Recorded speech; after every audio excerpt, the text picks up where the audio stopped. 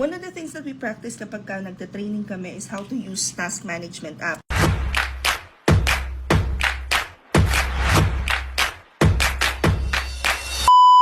Since I have been using Asana for over 11 years now. Nag-start ako 2013, I think, or 2014, mga ganyan. I know for a fact na doable na naka-free ka lang. But, when you sign up, automatic, bibigyan ka nilang 30-day free trial. And so, how can you cancel that? And mawawala ba yung mga tasks mo? The answer is no, and it's pretty easy to downgrade. You will get this notification. All you have to do is click on select your plan. It'll give you all these options, but I want to bring your attention to this one. Click mo lang yan. Pagkatapos, it will show you this. What you want to do is click here, and then click on downgrade to personal, and voila, you have your free Asana. If you haven't tried using this task management app, bakit? Like, it's so cute. Very straightforward. Okay yung interface niya. I know people are big on talking about Notion and how you can design it. Pero para sa akin, nag-try na ako talaga. Napakarami ko na sinubukan, even the paid ones. Pero so far, binabalik-balikan ko pa rin siya. Hope this helps. Comment any questions you guys have about working from home. Follow for more work from home chismis. Bye!